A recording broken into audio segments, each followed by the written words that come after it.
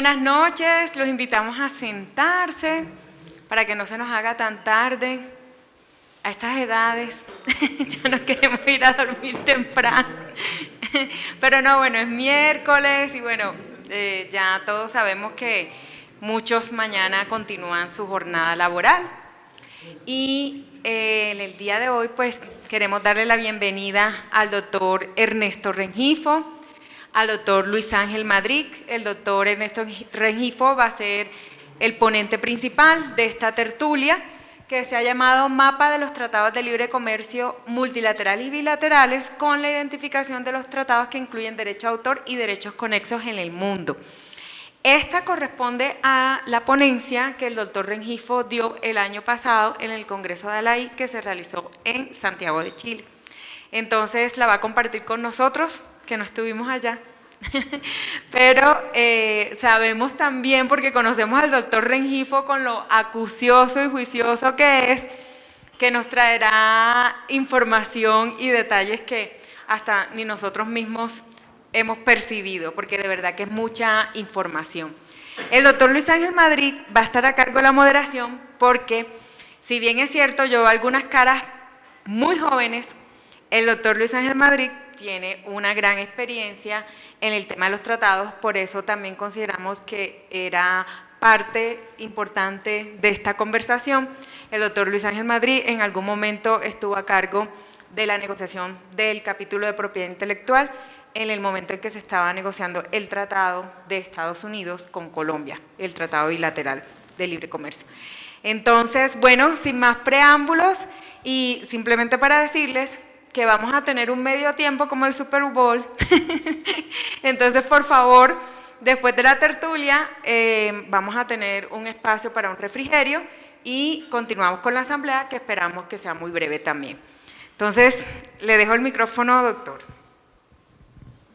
Carolina, muchas gracias y qué buena oportunidad para recordar algunos asuntos de derecho de autor durante esa negociación. Que fundamentalmente, Carolina, debo anotar que lo que hicimos el equipo negociador del TLC en la mesa de propiedad intelectual y particularmente en derecho de autor fue aprender del doctor Fernando Zapata. No hicimos absolutamente nada más, sino seguir, aprender y conocer el extremo conocimiento y gran profesionalismo de él en esa negociación.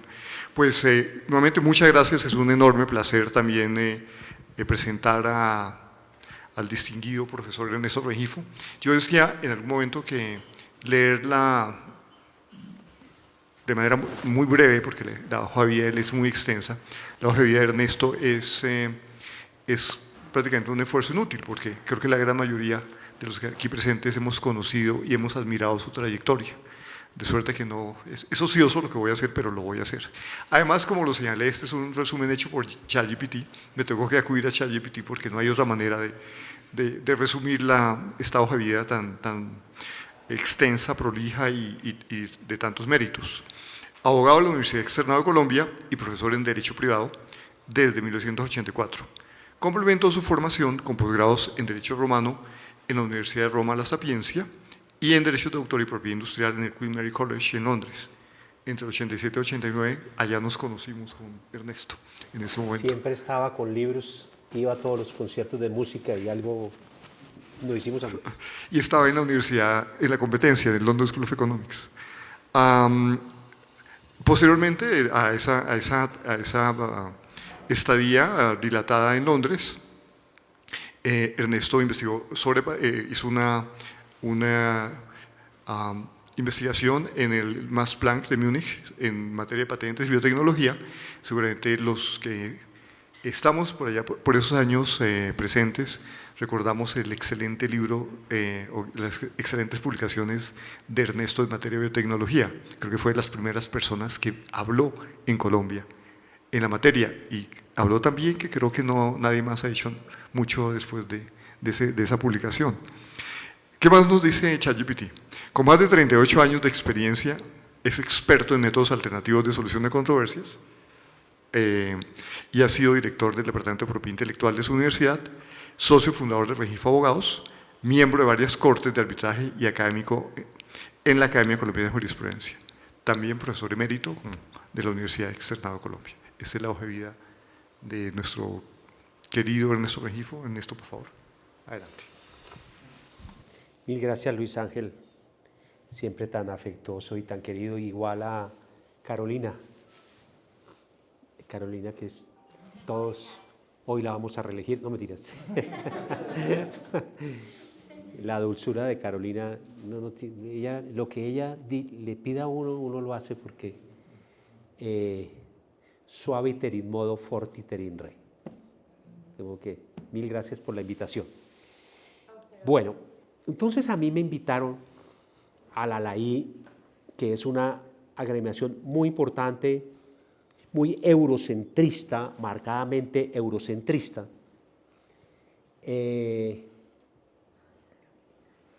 Y colocaron a Chile, y qué bueno que sea Chile porque el español también es lengua de trabajo en la LAI. Y se lució Chile, se lució el español, y entonces qué bueno que Carolina haya pensado, ¿por qué no nos cuenta, Ernesto, qué fue lo que se planteó? Entonces uno tiene muy poco tiempo para hablar. Y lo que vamos a mirar, seguramente todos lo conocen. Yesid estuvo conmigo y cuando le terminé le dije, sí, se me quedaron cosas. Aquí seguramente las voy a hacer o a decir, y sobre todo las últimas 2 páginas que resultan ser una reflexión personal a esta información fundamentalmente positiva. Y son 2 páginas muy políticas, muy críticas, y que seguramente van a ser materia de reflexión, que no las pude leer allá en Santiago porque el director de nuestro panel 2 o 3 veces me llamó la atención, pero yo de aposta lo hice. 1 porque iba de Colombia, 2 porque me sentía en mi tierra, y 3 porque uno siempre tiene que esperarlos y uno nunca le dice a un europeo que hable. Entonces me sentía de local, entonces me pasé 5 minutos, pero no alcancé a hacer las reflexiones que aquí sí las voy a hacer. Ese es como el panorama. Bueno, entonces miren, a pesar de la restricción al libre comercio, siguen existiendo tratados de libre comercio. Es que lo del tema de Trump no es nuevo. Obviamente parece algo como distópico, un breakthrough, una ruptura, pero no, el libre comercio, desde hace rato los países ricos están siendo proteccionistas. Y la globalización, de la cual ha tomado gran ventaja a los países ricos y sobre todo sus grandes empresas multinacionales, pues miren ustedes, cojan Forbes, pues se han enriquecido con la globalización. Pero es que la globalización no solamente era argentaria, monetaria, la globalización también era cultural. Entonces, apenas comenzó la inmigración, ahí sí ya no nos gusta la globalización.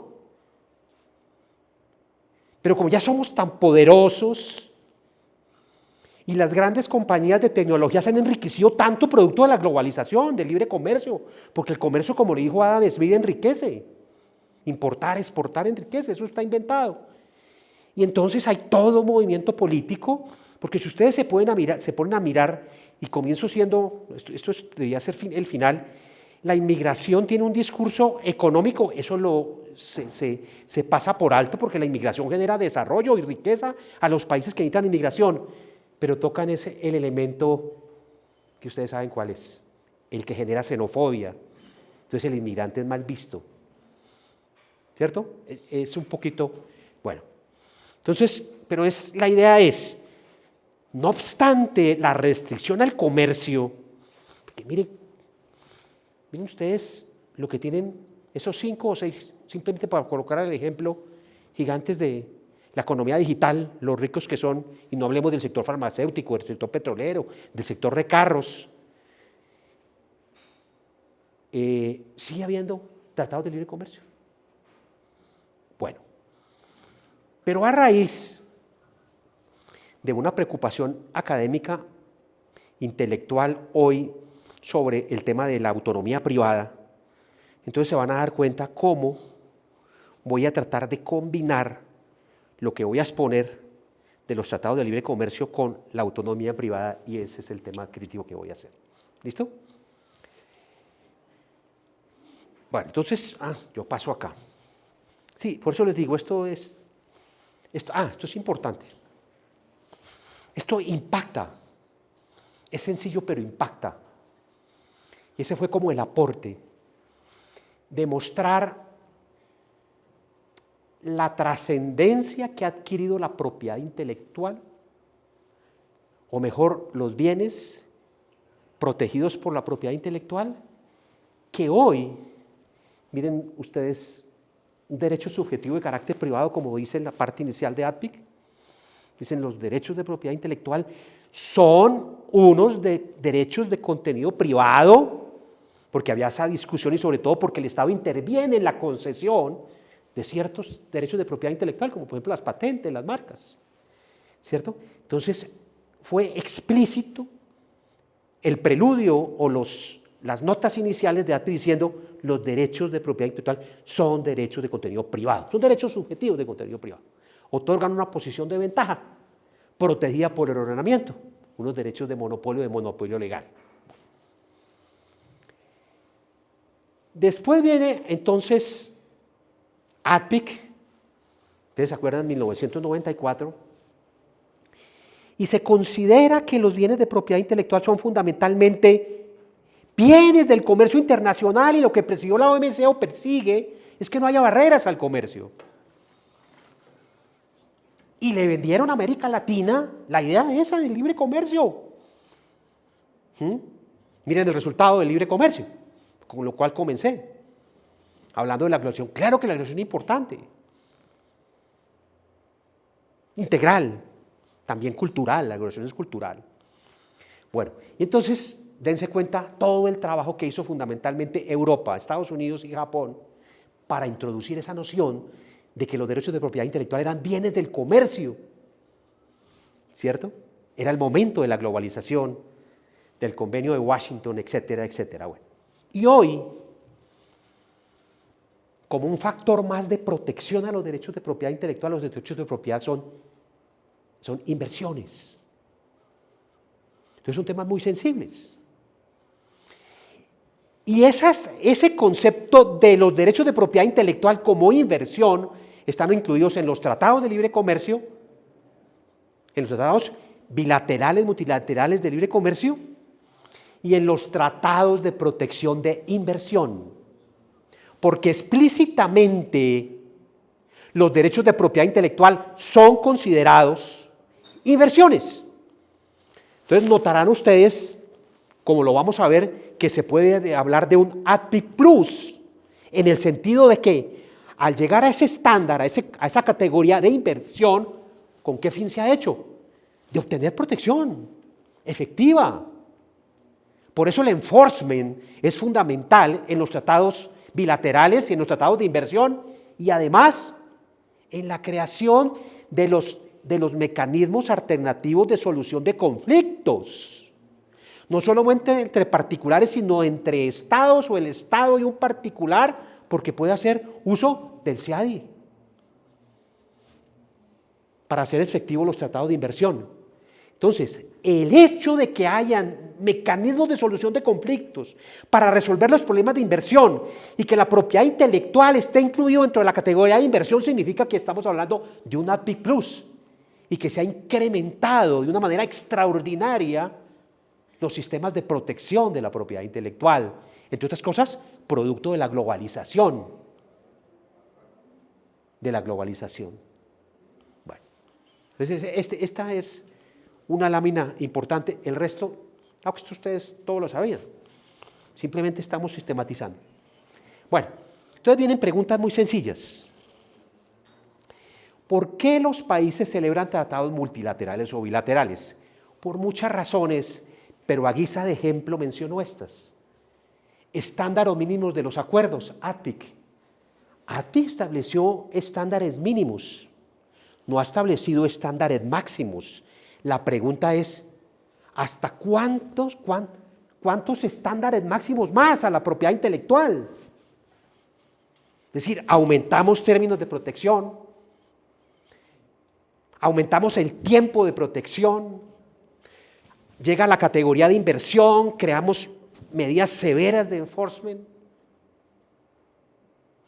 y métodos alternativos de solución de conflictos. Esa es la pregunta que se hace la gente frente a ADPIC. Mínimos, pero ¿cuáles serán los máximos? Por eso les digo que la conferencia es muy política, pero no dogmática. Que cada quien, bueno. La necesidad de abordar los desafíos que surgen del avance tecnológico, claro. Los avances tecnológicos propician la piratería, ChatGPT, la inteligencia artificial. La respuesta normativa no ha sido silente. Hay una gran presión para que se aumenten los estándares de protección a titulares, creadores, no solamente de derechos de autor, sino también de propiedad industrial, es decir, de bienes protegidos fundamentalmente para el mundo desarrollado. Intereses de los países desarrollados en extender su derecho interno a los países menos desarrollados. Miren, nos obligaron a acoger incluso soluciones normativas que no se acomodan a nuestra experiencia jurídica. Los daños punitivos, a guisa de ejemplo, los daños punitivos. Pero un tema sobre el cual no hemos pensado, la penalización de muchas conductas infractoras. Es decir, el mundo rico cree que forzando a estos países a criminalizar, a tipificar penalmente, a modificar sus códigos, dicen vamos a acabar con... No, la piratería no se va a acabar con eso. Pero nos han hecho, como dice el profesor Alan Watson, que fue el que creó el concepto de trasplantes legales, hemos hecho trasplantes legales en contextos sociológicos o culturales muy diferentes. Pero nos han forzado. Incluso con estándares que ni siquiera el mundo desarrollado, porque el mundo desarrollado, las infracciones a muchos derechos de propiedad intelectual siguen siendo violaciones de derecho privado. No se meten en el derecho penal. Y el derecho penal, que es la última ratio, le enseñaron a uno, hoy se enseña como la prima ratio para perseguir la infracción. Estoy contándoles verdades que, es decir, aquí no hay ningún tipo de sesgos, estoy contando cosas que yo creo que son objetivas. Son muchas, pero me llamó la atención. Esto debía quitarlo, pero quedó ahí. Yo soy profesor. Armonización de las normas de propiedad intelectual mediante tratados multilaterales o bilaterales. Ustedes se van a dar cuenta que las normas de propiedad intelectual que hay en América toda, no solamente la del norte, así se quieren robar la palabra América. No, América Latina tiene la palabra América. Eso es claro. Esas normas están iguales en Europa y se han extrapolado a toda Asia y a toda África. Entonces seguramente se reducen costos de transacción a yo tener normas uniformes productos de una globalización, porque el primer derecho que se globalizó fue el derecho de propiedad intelectual, el derecho de intangibles. ¿Por qué? Porque las barreras físicas no son un problema para la circulación de activos intangibles. Entonces, esas son como 4 ideas que a mí me parece, ¿por qué celebramos tratados bilaterales, multilaterales? Bueno, y aquí entonces viene el tema. ¿Existen límites en la negociación de tratados? Claro, porque una cosa es ADPIC, que es un tratado multilateral, en donde países como India, en donde países como Brasil pudieron intervenir, porque eso es un foro multilateral. Y otra cosa es un tratado bilateral en donde, como en los contratos, hay una asimetría, ¿cierto?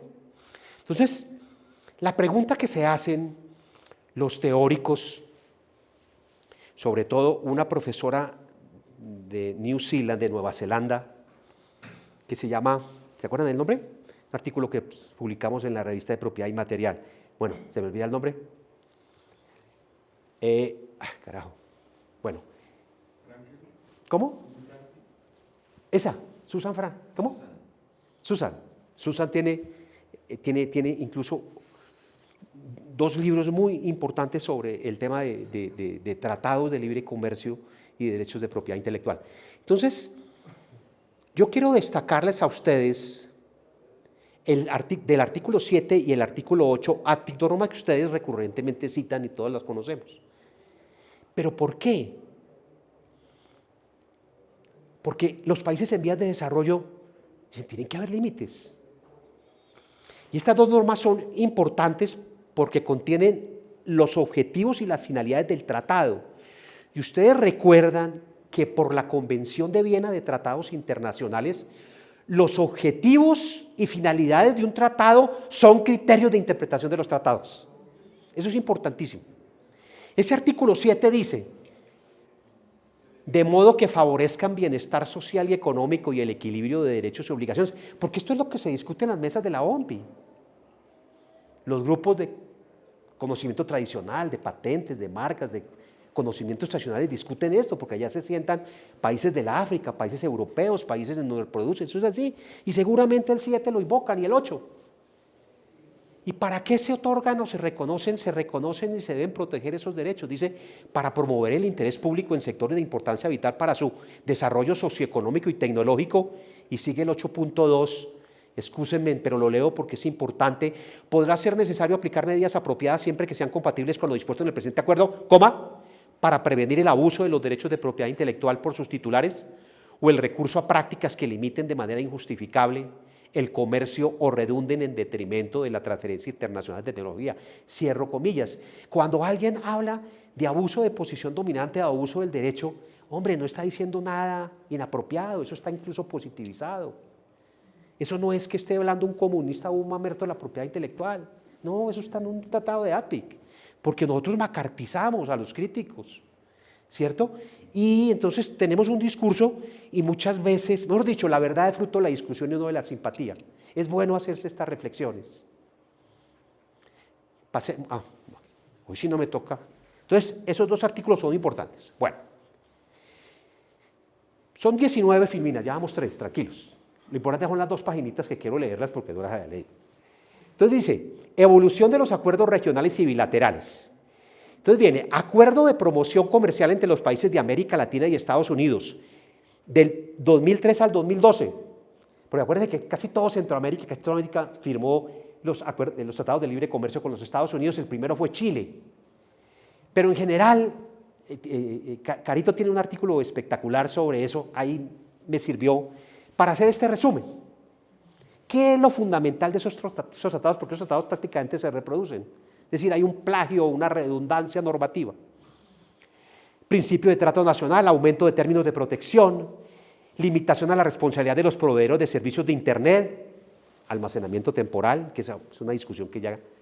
Protección de los nombres de dominio, fortalecimiento de la observancia y cumplimiento de las normas, enforcement, reparación integral y daños punitivos, y implementación de procedimientos y mecanismos alternativos para la resolución de controversias. Prácticamente todo esto quedó en los tratados que celebraron nuestros países con los Estados Unidos. ¿Vale? Bueno. Vamos a Chile, que Chile se adelantó. Recuerden que Chile es el país que más tratados de libre comercio ha celebrado en el mundo, tiene 33. Por eso el tema se escogió allá en Chile por este tema.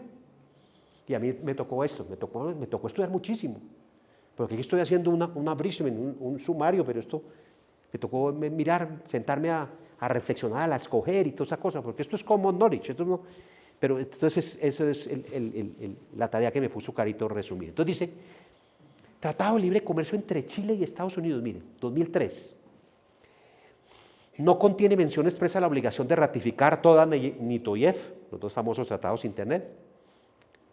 Principio de trato nacional. Hay una excepción respecto de usos secundarios, es un tema muy especializado, pero esta cosa me llamó la atención. Respecto de la transferencia de derechos patrimoniales a través de contratos, se prevé la posibilidad de las partes de establecer límites razonables para proteger los intereses de los titulares originarios, tomando en consideración los legítimos intereses de cesionarios. La pregunta es, ¿qué efectividad ha tenido esa regla, límites razonables, en esa transferencia de derechos? porque la autonomía privada sigue siendo el criterio de transferencia de derechos entre un licenciado, un universitario, un creador y el explotador de la creación. Entonces me llamó la atención. Claro que porque te leí, que tú lo tienes ahí. No se reconoce la importancia de la gestión colectiva, prevé acciones civiles y penales, indemnización adecuada para compensar el daño. Esto es muy importante por todo el tema del enforcement, pero esto es lo que yo destaco de ese tratado, que repito, fue el primero que celebró un país de América Latina. Después viene Acuerdo de Libre Comercio entre la Unión Europea y la República de Corea del Sur del 2011. Recuerden que la tarea era un mapping, hacer un recorrido y entonces escoger lo principal. Entonces me pareció interesante Corea del Sur, considerada la sexta economía del mundo. Protección de bases de datos, acogieron el derecho sui generis europeo. Que acuérdense que ya no se protege la creación, sino fundamentalmente la inversión, ¿cierto? Limitación a la responsabilidad de los proveedores de servicios de Internet, almacenamiento temporal, es decir, lo mismo que pasa acá, pasa allá. Como les dije, armonización prácticamente mundial. Es decir, que esos señores que se sientan a escribir están cometiendo plagio, mentiras. Están cometiendo una especie de redundancia normativa. No se me duerma. No, mentira, Fernando. No, es que estuvo malito, Fernando. Estábamos muy pendientes. 3, fortalece el enforcement, implementación, ojo, de procedimientos y mecanismos alternativos para la resolución de controversias. ¿Cierto?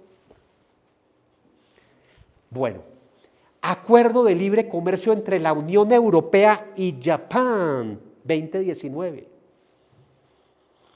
Reciente, ¿no? Prevé principio de trato nacional, por supuesto, aclaración frente a los artistas, intérpretes, ejecutantes, productores de fonograma y organismos de radiodifusión. Claro, acuérdense que la preponderancia era reconocer derecho a artistas e intérpretes para fonogramas, ahora se extiende a todo el tema de la industria audiovisual, porque los audiovisuales son muy importantes dentro de la cultura japonesa. Ojo, libertad para determinar la aplicación del agotamiento de los derechos de propiedad intelectual. Ustedes saben que hay una gran discusión si el agotamiento existe en el entorno digital, ¿cierto? Entonces, ahí hay una gran discusión, dejaron a los países en libertad de escoger dentro de su régimen interno si lo acogían o no. 3, reconoce los derechos de reproducción, distribución pública, puesta a disposición del público, como digo, pública, no contempla el derecho de alquiler, es decir, recogiendo toda la experiencia jurídica europea. Y miren lo interesante, el droit de suite, que es un derecho sui generis, emblemático del derecho francés, plantea el derecho de participación en beneficio del autor de una obra de arte, pero no es obligatorio para las partes. Es decir, lo dejaron, ¿sí? Ahí mete Francia el tema del droit de suite, porque esto es Unión Europea, 2019. Bueno, y vamos al 2020. Estados Unidos dice, y más con Trump, le dicen al mundo, mire, este es el tratado de libre comercio, estos son los estándares más altos en la hora actual, y esto es lo que yo quiero que haya en el mundo. Bueno, se decía, pues, ya hablamos, pero este es lo que llaman NAFTA 2. Entonces, en realidad, ese NAFTA 2, yo comparándolo con todos los demás tratados a nivel mundial, sí contiene los estándares más altos que ha hecho un tratado de libre comercio. Principio de trato nacional. Amplía el alcance del término de protección para incluir nuevos objetos de protección como las medidas tecnológicas efectivas y la información sobre la gestión de derechos. 2, libertad para determinar la aplicación del agotamiento de los derechos de propiedad intelectual. 3, regulación de nombres de dominio, asuntos cuyo alcance se amplió, contenido y alcance de los derechos de autor y los derechos conexos, derecho de reproducción, comunicación, derecho de distribución y término de producción, inexistencia de jerarquía entre el derecho de autor y los derechos conexos, porque ustedes saben que en México es particular en el tema de protección de autores, aquí no hay jerarquía tal, entonces eso está bien. Bueno, entonces Estados Unidos, es decir, si Trump no hubiera llegado a la presidencia, ese era el modelo que Estados Unidos hubiese querido imponer, dijo, mire, nosotros queremos que suban los estándares, el modelo es NAFTA, que eso incluso lo argumentaban una vez fue aprobado, 2020. Sigue, ¿no? Ojo, como es tan fuerte el derecho de autor, respecto a la transferencia de los derechos patrimoniales a través de contratos, repite lo de Chile. Se prevé la posibilidad de partes contratantes de establecer límites razonables para proteger los intereses de los titulares y originales. Ustedes saben la cantidad de conflictos que hay en punto de la cesión del autor a un explotador que a poco andar dice, yo hice un pésimo negocio. Eso es... Yo he tenido mucho pleito en mi oficina sobre eso y seguramente ustedes y la dirección, ¿usted cuántos negocios no habrá usted fallado de ese tema? No, mentiras. Pero ese es un criterio. No, yo aquí... Criterios para combatir la ilusión de las medidas tecnológicas utilizadas para proteger los contenidos digitales, limitación a la responsabilidad de los proveedores de servicios de Internet, fortalecimiento de la observancia y cumplimiento de las normas, el famoso enforcement, y ojo, otra vez, implementación de procedimientos y mecanismos alternativos para la resolución de controversias. Esos son los puntos fundamentales en este tratado, que es el que más altos estándares de protección tiene la propiedad intelectual, obviamente focalizada más a derechos de autor, pero en materia de patentes igual, etcétera, extensión de, bueno, además quiero decirles que estoy en un reto de hablar aquí frente a los fueron negociadores de Colombia con el TLC, y el profesor, y aquí es mi amigo Fernando, que ya es el vicerrector, ya dentro de poquito será rector, espero que nos invite a la posesión. Bueno, y aquí está, tratado entre México, Estados Unidos y Canadá. Algunos dicen los mexicanos, yo puse, porque miré la versión en español, pero otros ponen tratado entre Estados Unidos, Canadá y México, y Canadá pone Canadá, México, Estados Unidos, ahí hay pelea. ¿No es cierto? Pelean por colocar quién. Entonces, por ejemplo, esto es de la Federal Trade Commission y dice USMC, US Mexico en Canadá. Entonces, si usted ve cómo se traduce primero México y tal, bueno. El TEMEC. ¿Cómo? TEMEC. Sí. Tratado México. Sí, Tratado México, entonces discuten. Bueno, entonces se conoce como el NAFTA 2.0. Miren el concepto de inversión, que es una copia de un tratado que ya vamos a mirar. Y lo leo porque es una copia ad pedem litterem. Sí, una copia literal, pero lo digo en latín para que no se nos olvide un poco. Entonces dice, inversión significa si quieren leer ustedes mentalmente, lo importante, nombra que es inversión, incluye propiedad intelectual. O sea que Ernestico, cuando les mostró la primera ayuda visual, para no decir slide, estoy dando la apoyatura y fundamentación a lo que estoy diciendo, porque yo soy un hombre más o menos serio, no hablo paja. Bueno, sí, ahí está, propiedad intelectual. Inversión. Esto se está poniendo bueno. Bueno, New Zealand, Nueva Zelanda. Zelanda es un país del primer mundo, pero Zelanda es un país campesino. Tiene como 20 y pico tratados de libre comercio. Pero ustedes van allá y estos todos son cultivos, son campesinos. No tiene el desarrollo, por ejemplo, de Australia. ¿No han ido a Nueva Zelanda? Yo tampoco, no se preocupen, yo no he ido, pero tengo un amigo que vive allá y entonces algo sé. Miren ustedes lo que ese país, Nueva Zelanda, que es un país rico, pero muy parecido al desarrollo de muchos países cuyo sector fundamental es la agricultura, celebra un tratado con la Unión Europea, 500 millones de habitantes, 27 países. Libertad para determinar la aplicación del agotamiento de derechos de propiedad intelectual, principio de trato nacional, amplía el alcance de recoge los 4, reconocimiento del derecho de participación para las artísticas y otorga una connotación de derecho personalísimo, me llamó la atención por la influencia del common law, allá, hablar de ese, mire cómo ustedes el derecho francés del droit de suite, incluso es un trasplante legal de los de Alan Watson, que dicen que es un derecho inalienable y irrenunciable, es decir, es una redacción de un jurista francés. Y termina diciendo criterios para combatir la ilusión de medidas tecnológicas utilizadas para proteger los contenidos digitales de posible infractor. Pero ustedes pueden mirar con esto que lo que aquí se dice, allá en el este, no obstante que la riqueza move forward to the east, se ha trasladado allá, están recogiendo los mismos criterios, nada exótico, nada nuevo bajo el sol. Estoy aquí, ¿qué conferencia tan aburrida? Miren aquí repetiendo lo mismo, ya eso lo sabemos. Y miren esto, 2024. Es decir, esta conferencia Miren que aquí en estos países también hay conocimiento. 2024. La Asociación Comercial y Económica entre India y la EFTA, que es European Free Trade Association, Islandia, Liechtenstein, Noruega y Suiza. No sé si Liechtenstein lo pronuncié bien. Doctor, ¿lo pronunció bien? Yo creo que sí. 2024. Miren, ese es un tratado chiquitico. Creo que esos son los puntos. Reconocimiento de la importancia de proteger los recursos genéticos y conocimientos tradicionales asociados con los recursos genéticos. ¡Wow! Ahí sí me puse feliz. Dije, por fin, un derecho propio de los países ricos en diversidad, es decir, de lo que nos llaman hoy del sur. Países del sur, ya antes nos decían periférico, ahora nos dicen del sur. Primera vez que hay un tratado que no es pero porque es India, donde hay mucho conocimiento tradicional. Ustedes se imaginan la mesa de negociación de estos 4 potencias europeas con India, India decir, for us, the traditional knowledge is a basic point in this discussion. Interesante, ¿no? Y seguramente para ellos era esto, porque ese es un tratado chiquitico, así es.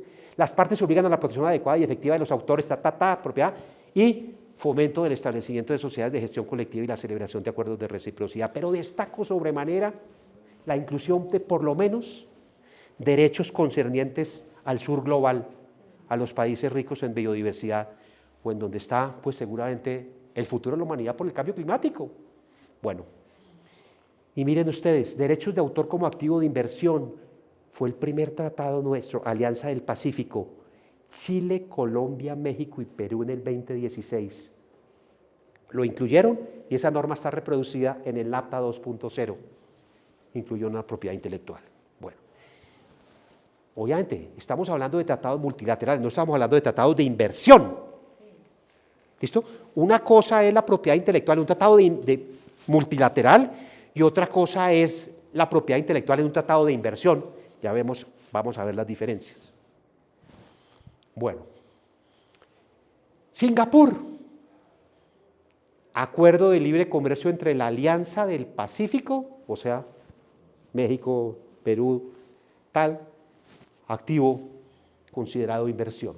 Bueno, y les he mencionado los mecanismos de solución de conflictos. Cómo se han incluido las formas alternativas de solución de conflictos, fundamentalmente la amigable composición y el arbitraje, para arbitrar o dirimir los conflictos relacionados con la inversión, con la propiedad intelectual. El punto que se hacen, la reflexión que se hace general, porque tengo que resumir esto, es esta.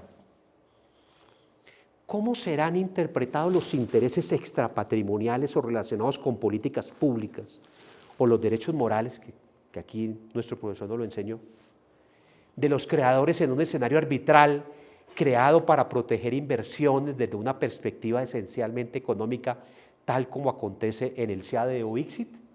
Bueno, simplemente, esto lo tengo porque son poquísimos casos en CIADI relacionados con propiedad intelectual, pero imagínense que les tengo 3 bellísimos, que se los voy a mencionar ahora.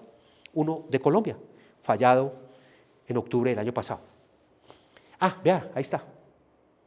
Propiedad intelectual e inversión. No me puedo detener en eso, pero esos son los 3 casos más importantes. Y miremos el caso de Neustar Ibercar versus Colombia CIADI, número tal laudo del 16 de septiembre de 2024. Es decir, no ha transcurrido 6 meses. Y miren, esos en la página de CIADI lo pueden mirar. Pero el objeto de discusión, ustedes saben que Neustar era el administrador de .co. .co es considerado un activo digital en cabeza del Estado. Y Neustar desde el año 2009, después de que la Universidad de los Andes administraba el .co, se lo ganó Neustar. Pues llega el gobierno de Duque y el gobierno de Duque quería cambiar de administrador. Quería cambiar el contrato y estos consideraron que se estaba afectando la inversión en Colombia por la no prórroga o renovación del contrato de administración del nombre de dominio .co. Bueno, y entonces presentaron una demanda ante el Consejo de Estado, pero además también demandaron al Estado colombiano, una demanda de 400 millones de dólares. La demanda no prospera, pero esos son los argumentos. Ya ahorita les cuento por qué no prosperó. En materia de inversiones, fundamentalmente en los tratados de inversión hay 5 causales para que un inversionista considere que se le ha infringido su inversión. Fundamentalmente son estas: no recibe un trato justo y equitativo. 2, se está violando el principio del trato nacional porque a un inversionista extranjero se le da el trato que tiene un inversionista nacional. Mire que eso es sencillo.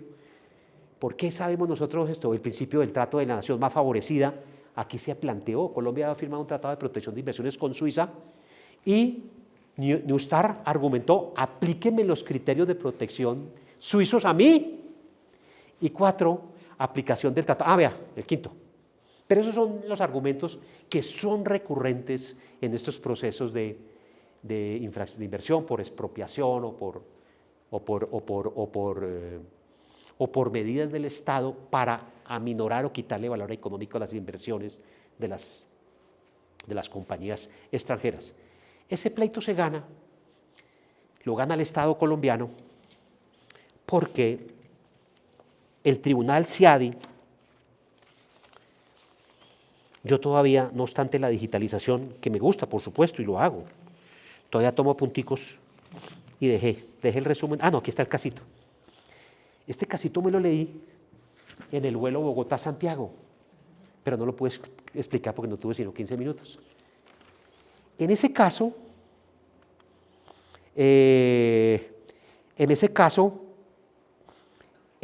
los demandantes, porque eran 2, afirmaban que las acciones del gobierno violaban las protecciones del nivel mínimo de trato, del trato nacional y de la nación más favorecida que le correspondía en virtud del TLC, del Tratado de Libre Comercio. Es decir, utilizan las normas del TLC de mecanismos de resolución de conflictos para decir inversión, nombre de dominio. ¿Listo? Bueno, curiosamente, el Estado abre un proceso licitatorio para cambiar de administrador, pero terminó de adjudicatario Neustar.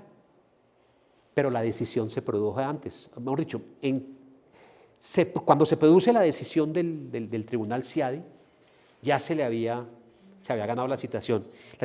Pero ahí lo interesante es que el tribunal consideró, no es sino que uno quiera buscar algo, bueno, que era una política pública objetiva que se colocaba por encima de la protección del derecho individual. Esa fue más o menos la razón jurídica que dio, utiliza la expresión, una política pública objetiva, no subjetiva sino objetiva, en donde se quería y tal. Incluso creo que ya estaba la versión sin publicar en ese sentido y 8 días después gana la licitación Neustar. Los otros 2 casos son muy interesantes también, pero les quiero leer las reflexiones y con eso termino la presentación para ver el tema. Es decir, esos son reflexiones finales, antes de las paginitas. Sin ningún carácter dogmático, sino simplemente como punto de reflexión o como para dejarle a algunos, sobre todo a los jóvenes que se están introduciendo en estos temas, una pulguita en la oreja. ¿Existe reciprocidad en concesiones y beneficios entre las partes que celebran los acuerdos bilaterales y regionales? La discusión respecto de los trasplantes legales, el tema penal y el tema sancionatorio, el profesor Alan Watson, que ustedes... Los que han estudiado mucho la teoría de los trasplantes legales son los peruanos, cuando modificaron el Código Civil del 87, porque ellos prácticamente trasplantaron el Código Civil italiano del 42. Entonces se sometieron a estudiar el tema del trasplante legal. Fernando conoce el tema. Los derechos morales impactados ampliamente en el entorno digital no tuvieron cambios significativos en la transición de los ATI o los tratados de libre comercio. Por ejemplo, NAFTA 2.2 no lo reconoce. Discusión sobre los intereses propios de los países en vías de desarrollo. conocimientos tradicionales, recursos genéticos, material biológico, solamente un tratado, el de India, porque es India. ¿Se han homogenizado las normas de propiedad intelectual en favor del mundo desarrollado? Esa es una inferencia que ustedes la hacen y seguramente la respuesta es sí. La mayoría de los textos reafirman el principio de libre disposición de los derechos patrimoniales mediante contratos, es decir, no se ha desvirtuado la idea de la autonomía privada como la gestora de esos intercambios. Pero ojo con lo de Chile y tal, medidas razonables. Restablecimiento contractual entre titulares originarios y derivados, la norma de Chile. Los derechos de propiedad intelectual como activos protegidos por los tratados bilaterales de inversión. Y ahí me detengo. Notarán ustedes que comenzamos con el segundo slide diciéndoles cuál es el límite de aumentar los niveles de protección. Les dije sí, tomando 7 y 8, porque una cosa es el derecho de propiedad intelectual en un tratado multilateral y otra cosa es un derecho de propiedad intelectual en un tratado bilateral. ¿Sí? Por razones obvias. ¿Son suficientes los tratados multilaterales o bilaterales para la protección de los derechos de autor y conexos?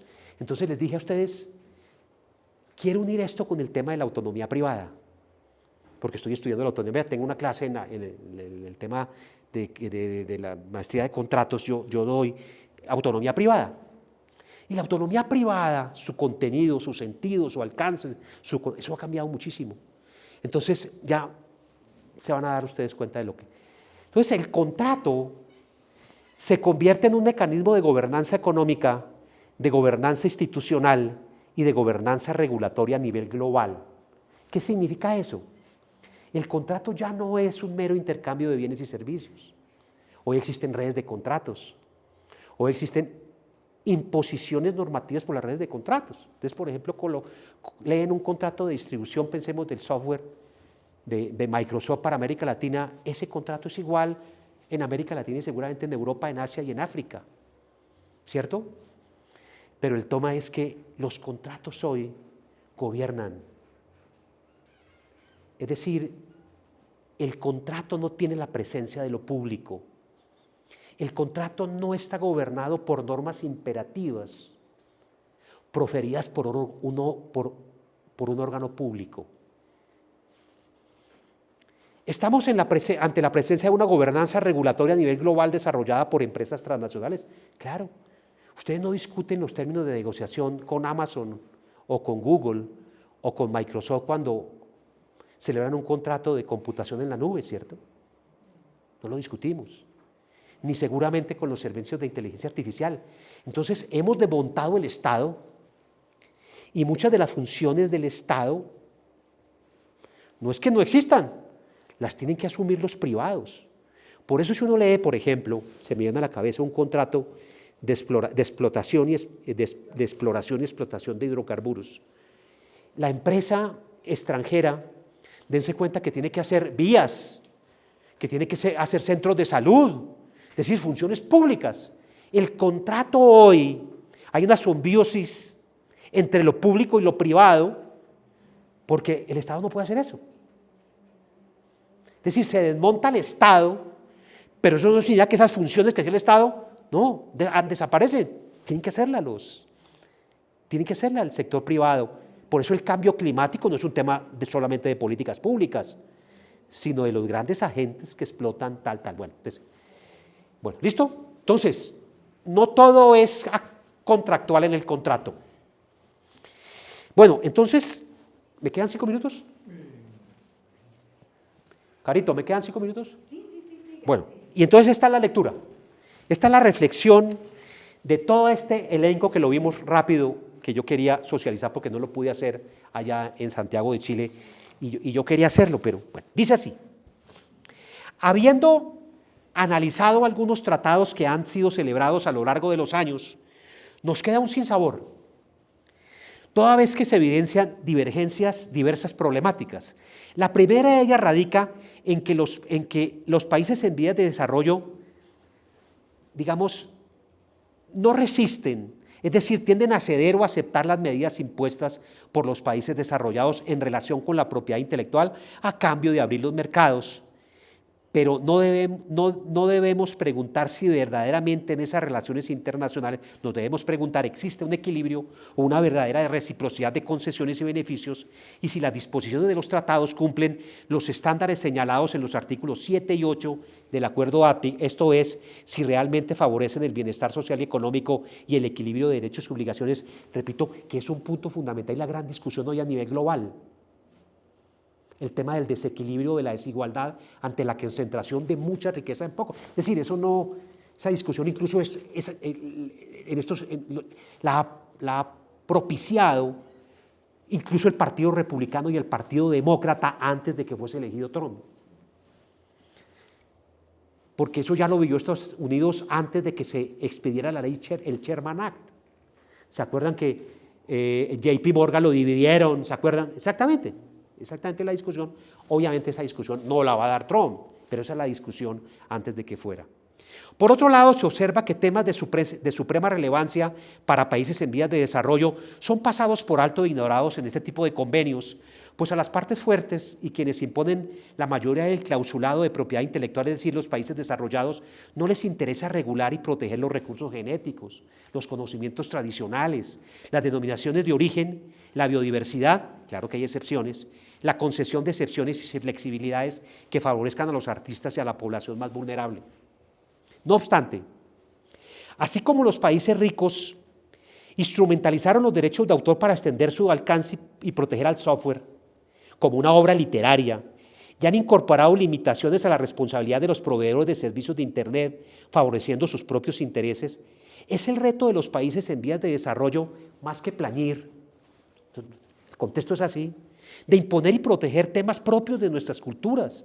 Se debe crear un concepto de conocimientos tradicionales que nos permita protegernos a través del derecho de autor o de un derecho sui generis. En el COP16, eso fue lo que se discutió y sobre el cual no hubo acuerdo. ¿Por qué? Porque se discutió precisamente la participación justa y equitativa de los beneficios obtenidos por el uso de los recursos genéticos. Ese era el punto. Si bien en mayo del 2024, luego de 25 años de negociaciones, los miembros de la OMPI aprobaron el nuevo acuerdo sobre propiedad intelectual, recursos genéticos y conocimientos tradicionales asociados, y me quedan 3 minutos, el acuerdo se queda corto respecto de la protección de los conocimientos tradicionales, pues los protege únicamente cuando se encuentran estrechamente vinculados a los recursos genéticos. También se advierte la reiteración de cláusulas de propiedad intelectual con disposiciones idénticas o similares en los tratados regionales y bilaterales, tanto en las Américas como en Europa y Asia, como lo mencionaba, lo que contribuye a la homogeneización de las normas en favor de las partes más fuertes de las relaciones, pues dichas disposiciones se han traspuesto desde sus legislaciones internas a los países en vías de desarrollo a través de estos mecanismos internacionales. Ahí hablamos del trasplante legal de Watson, y hoy se habla incluso de un derecho internacional de la propiedad intelectual, porque antes la propiedad tenía una mera connotación nacional. Pero independientemente de los grandes tratados de protección de la propiedad intelectual, Berna, París, Roma, ATIC, quiero referirme a la mutación del concepto y del contenido del contrato en un mundo globalizado, en donde incluso vivimos o padecemos la ausencia de instituciones globales eficaces. Por eso el señor Trump puede hacer lo que quiera. No tenemos instituciones internacionales eficaces. Naciones Unidas. ¿Qué puede hacer la Unión Europea?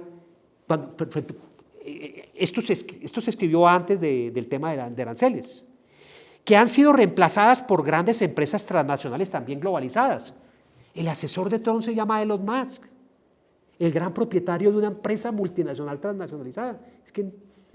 Es decir, de una gobernanza institucional con injerencia de intereses públicos o colectivos, se ha pasado a una gobernanza privada con grandes actores más importantes que incluso reconocidas instituciones internacionales, organismos multilaterales o presidentes de países desarrollados. Por ejemplo, hoy nosotros no sabemos qué influencia tiene Elon Musk en el hombre más poderoso de la Tierra, Donald Trump. ¿Cómo? Pues bien, entonces ahora viene la noción de contrato.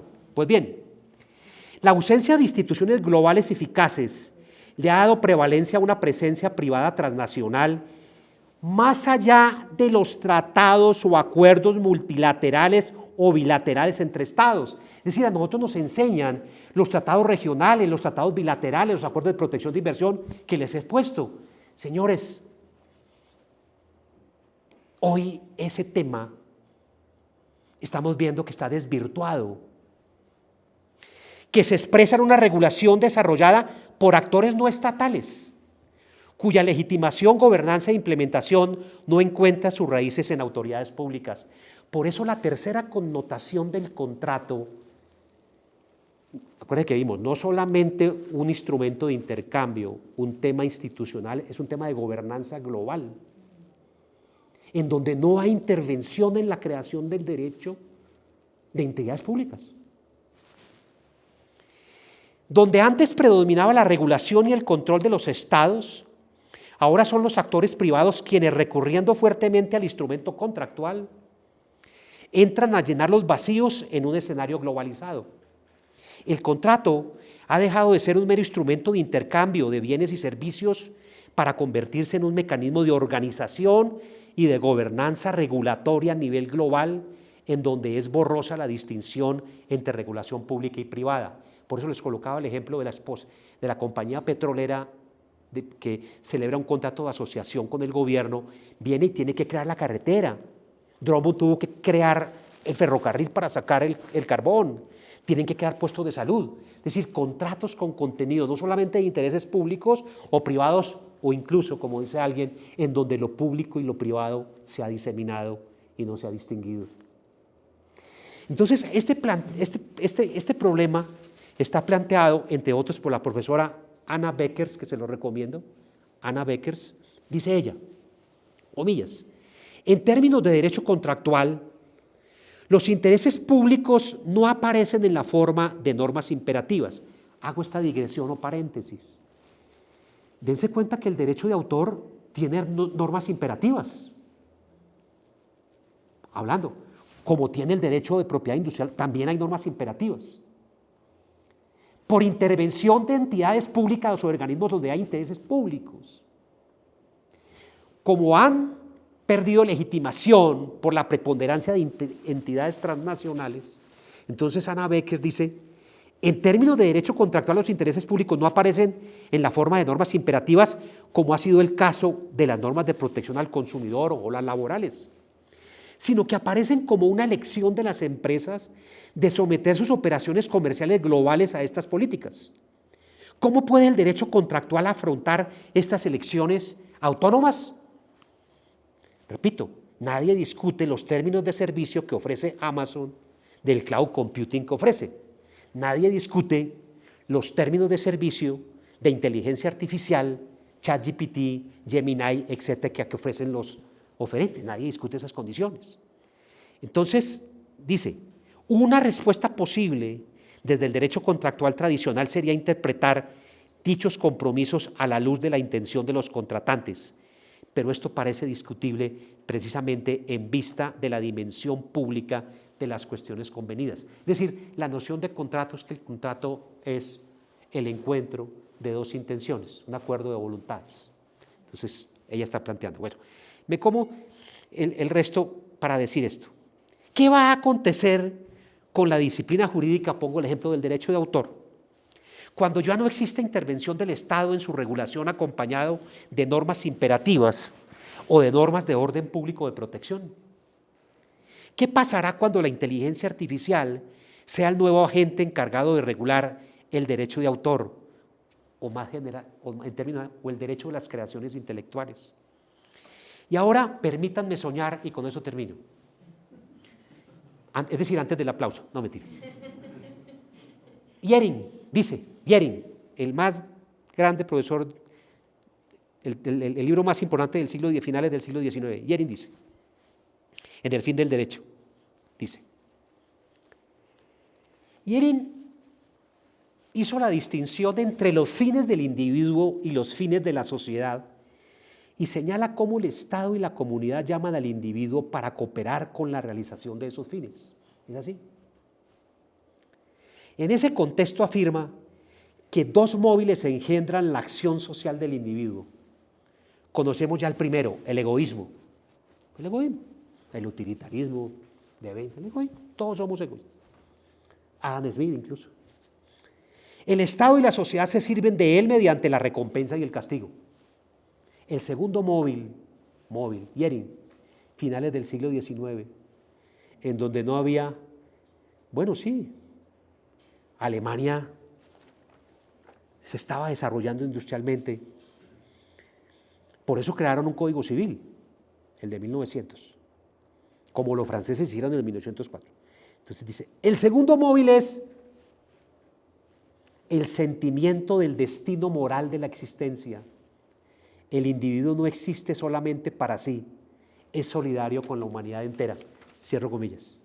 Esta idea nos sirve, sin caer en la retórica, para pensar que el uso del contrato por parte de actores privados con un evidente poder real en el mercado global también se impregne de solidaridad.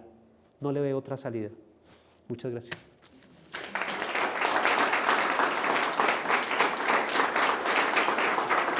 No, por favor. Estaba bromeando, estaba bromeando. Tenía que terminar bien porque acabó de entrar mi tocayo, entonces yo no podía quedar mal delante de él. Muchas gracias. Gracias. Entonces se abre un breve espacio, Carolina, 5 minutos para preguntas del público, comentarios. Sí, claro, gracias. Ahora sí se dio cuenta, Jessy, que no pude exponer todo. El que quiera hacer preguntas, acá está el micrófono. O intervenciones, más que preguntas. Comentarios. Sí. Yo quiero hacer una pregunta, no sé, como un poco de pragmatismo. ¿Cómo lo ven ustedes? ¿Verdad usted me va a preguntar? Sí, No, más bien a los dos. Pues yo tengo una sensación, puede que sea equivocada, que lo que está pasando ahorita en Estados Unidos es tratar de volver a hacer un acuerdo como el que pareció en Bretton Woods, donde había, digamos, un estado que manda unos enemigos claros y unos estados vasallos, y los vasallos eran Francia, Inglaterra y Alemania. Y después en el Hotel Plaza incluyeron a Japón. A cambio de adoptar el dólar como moneda internacional de intercambio, poner unas bases militares en toda Europa y que fueran el escudo de los norteamericanos ante una eventual guerra con la Unión Soviética, que era el enemigo claro. Con la caída de la Unión Soviética, pues toda la lógica de Bretton Woods cambia y, bueno, entra la OMC. Y ahorita pareciera que Trump quisiera crear nuevos estados vasallos, ¿sí? Volver a decir, yo soy el que pongo las condiciones y si usted quiere acceder acá a nuestro mercado, pues tiene que hacer esto. No me importa cómo lo haga, si necesitamos que el dólar se devalúe, no me importa que ustedes en sus democracias liberales hayan pactado independencia de los bancos centrales, etc. La pregunta es, si ustedes creen que a Colombia le sirve ser un estado vasallo en ese nuevo contexto, si los TLC son una especie de carta de intención de vasallismo, porque en últimas, eso es lo que va a tratar de defender Colombia ahorita. Tenemos unos TLCs, por favor respétenlos y seguramente, y todos estos países que el profesor Ernesto nos mencionó, y seguramente lo que los Estados Unidos van a decir es, bueno, pero yo le tengo estas nuevas condiciones que tienen que cumplir, miren a ver cómo las cumplen, ¿sí? No sé, en base a ese pequeño comentario, esa pregunta, quería ver cómo ustedes ven ese nuevo orden global que al parecer se está gestando. Gracias. Por favor, no, por favor. No, yo doy la palabra.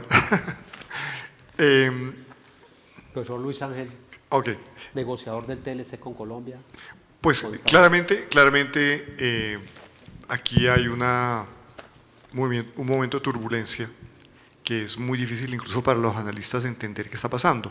Yo coincido y parece ser una lectura bastante extendida que la administración Trump está tratando de buscar 40 años después, otro acuerdo que no es de Hotel Plaza, es el acuerdo de Mar-a-Lago, que incluso lo comentamos antes de la conferencia. Y el artífice detrás de esto es Stephen Miran, o Stephen Miran, y de alguna manera un personaje bien extraño que anda por ahí, que es Peter Navarro, que es sí. Pero exactamente apunta a eso, a una devaluación forzada del dólar por cuenta de los países que en ese momento creo que no solamente los países en desarrollo y menos adelantados serían los vasallos, sino todos los demás. O sea, creo que el trato que se está dando en este momento de parte de la presidencia norteamericana al resto de países es más allá incluso del vasallaje, y no solamente a los países pobres. Y ya escuchamos lo que dijo anoche Trump, ¿no? 60, 70 países ansiosos de ir allá a lo que en inglés se llama el kowtow, o sea, rendirle el homenaje e inclinarse hasta el piso. Creeríamos que lo que va a pasar, sinceramente,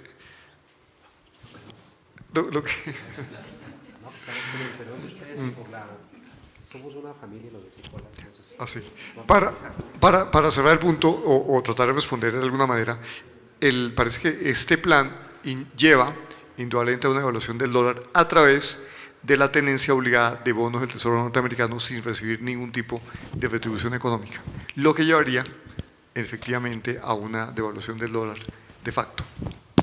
Pero Estados Unidos sigue teniendo el derecho de señoreaje, o sea, el poder imprimir dólares y con esos dólares pagar sus propias deudas. Creo que eso parece que es hacia donde va esto finalmente. Y por supuesto, negociar algo que estamos viendo que se debatía esta mañana con el primer ministro israelí, con Netanyahu, y es que finalmente los países de manera obligada van a reducir los déficits comerciales de una manera que es absolutamente inentendible. ¿Cómo lo pueden hacer? O sea, una intervención total de los estados dentro de las transacciones comerciales o al interior de las transacciones comerciales.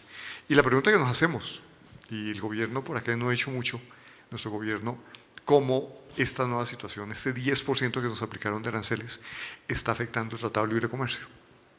Si realmente esto es el toque de muerte para nuestros compromisos internacionales. Y segundo, cómo va este problema aliado con el punto. Nosotros adquirimos obligaciones disciplinares, acuérdese, doctor Fernando, que esos eran los dos temas, acceso y disciplinas.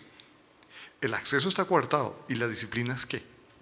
Las disciplinas, entre otras, propiedad intelectual, que era el gran tema, era la gran carta de negociación en el TLC, en el tema disciplinar. Era lo que ellos estaban pidiendo finalmente. Bueno, y acceso en algunos productos como arroz y los cuartos traseros de pollo y la consolidación de aranceles, perdón, de cupos sin arancel de la soya y el maíz, que eran fundamentalmente los 3, 4 cosas que a ellos les interesaba. No sabemos qué va a pasar. Y esa es la gran pregunta que yo me hago. Me daré por unos buenos días hasta que tengamos seguramente ministro de Comercio. Algún día posiblemente tengamos ministro de Comercio, Industria y Turismo en este país. No sé, Ernesto, ¿usted quiere anotar algo más? No, gracias. ¿Por qué no le damos el micrófono a Fernando? Que complemente, por favor. Gracias. Isaac. Bueno, feliz de escuchar la conferencia. Triste de no haberla podido ver en directo allá en Alaí, pero maravilloso ya acá. Creo que mejor acá porque pudimos escuchar las reflexiones finales, creo que son de un valor inmenso.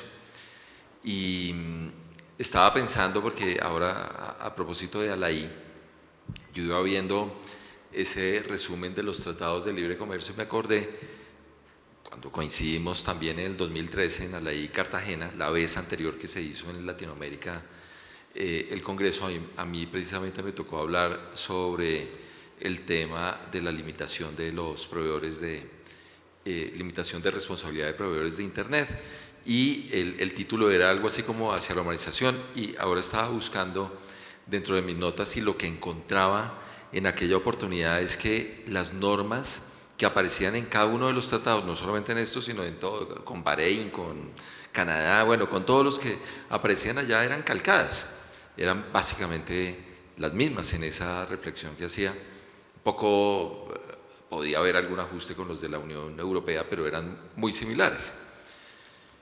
Y entonces a uno le llamaba la atención, ¿y por qué son tan similares? Y se supone que cada uno negoció con el Tratado de Libre Comercio con el otro país, pues básicamente por lo mismo que hablamos acá, porque eran impuestas.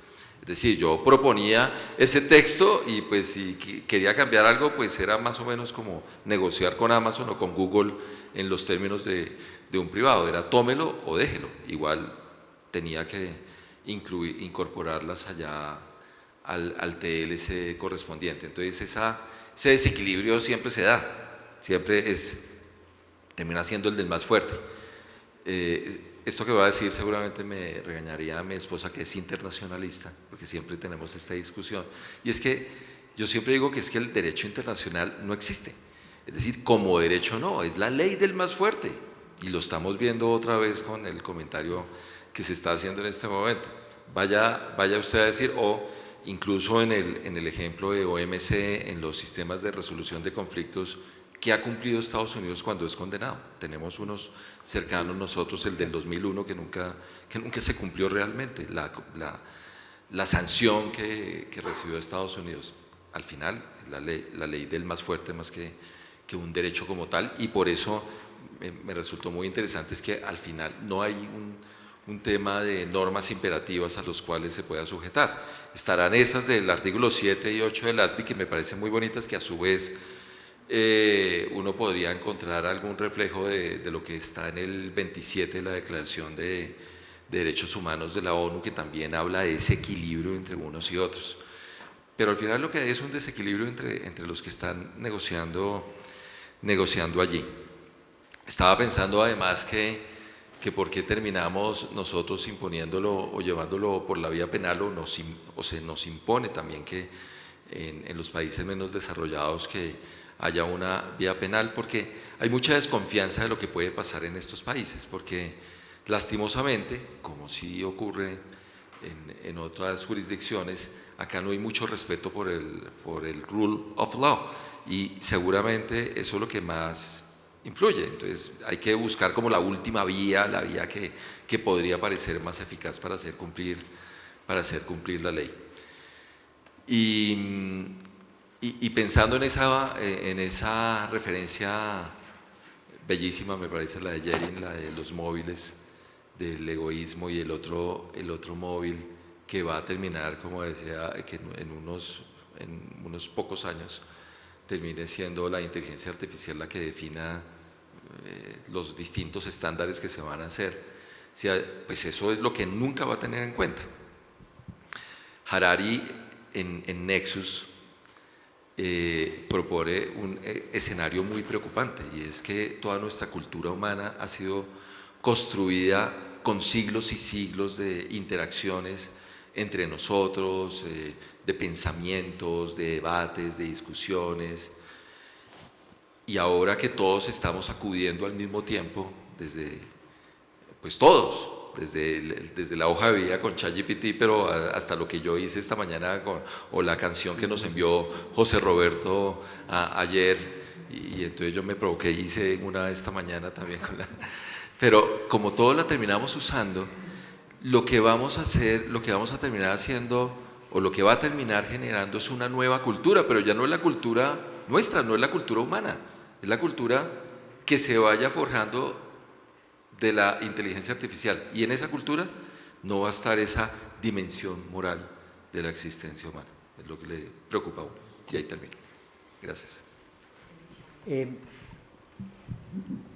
Una reflexión de 4 páginas que omití, de 4 renglones, perdón. Hice así, a propósito, en línea con tu reflexión, Fernando, que me parece muy interesante, y es: ahora, desde una perspectiva tecnológica, permítaseme esta pequeña digresión. Esta sí es pequeña. Pone cuidado, que esa sí la alcancé a decir allá. Jeremy Bentham acuñó la expresión law is code. Law is code. Acuérdense que el derecho anglosajón, pues el precedente es la ley, y le temían al código, entonces inventan decir law is code, bueno, para significar que el derecho debía codificarse. Hoy se nos dice que code is law, el famoso texto de Lessig,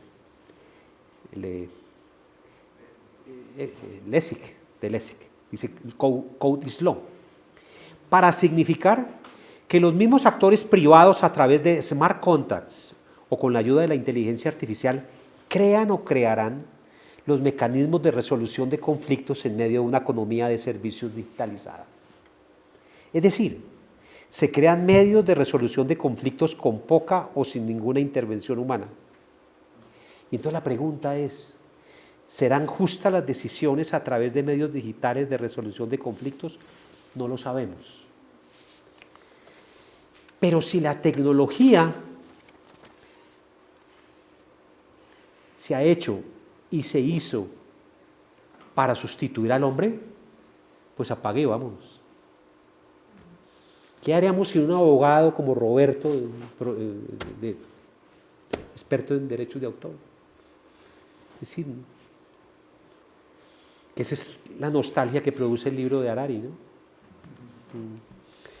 Y entonces me ha llevado a mí a pensar lo siguiente, y como les dije que esta era una conferencia muy política, pero no dogmática, ¿será que hay una gran presión económica por hacer obsoleto lo humano? ¿Será que nos quieren sustituir? Pensemos. Acemoglu dice que hemos cedido mucho. Por ejemplo, el metaverso. Ya hicimos el primer... Yo me senté a estudiar esa vaina para esa conferencia. Y yo decía, no, esto no puede ser. Y hoy no existe el metaverso. Eso pasó.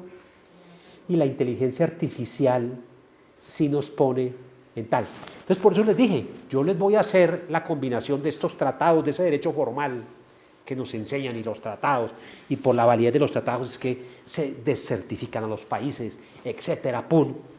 ¿Dónde? Es derecho formal. La herramienta hoy es el contrato, pero un contrato en donde está creado por los grandes actores de la economía digitalizada, en donde no hay intervención de intereses públicos. Por eso la solidaridad seguirá siendo, ¿cierto? Es decir, cuando en 1902 o 1903 llega el presidente Roosevelt, elegido por esos grandes 5 hombres más ricos de los Estados Unidos, antes de la Sherman Act, el tipo dijo, Estados Unidos no puede funcionar así. Y creó el Sherman Act y dividió JP Morgan y hizo y Estados Unidos es la gran potencia.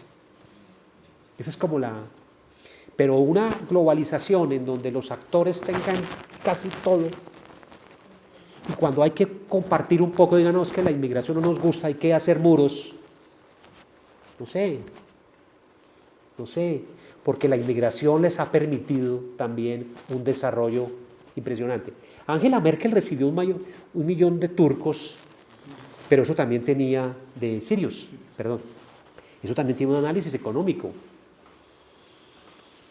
Y eso hace que la economía alemana, no obstante que Merkel pues, no hizo lo de su independencia, la autonomía de energía, Alemania la conocemos como el gran motor económico de Europa, es decir, de un continente de 500 millones de habitantes y 27 países, y tiene mucho inmigrante. Simplemente eso.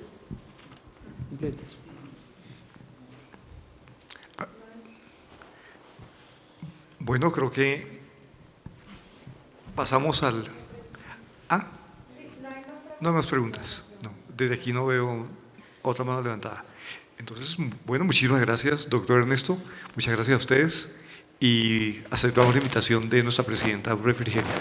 Muchas gracias. Y un último mensaje. Para agradecerle a José Roberto, que gracias a José Roberto estamos acá. Él nos colaboró a través de su membresía para poder tener este espacio. Entonces, gracias, José. Pero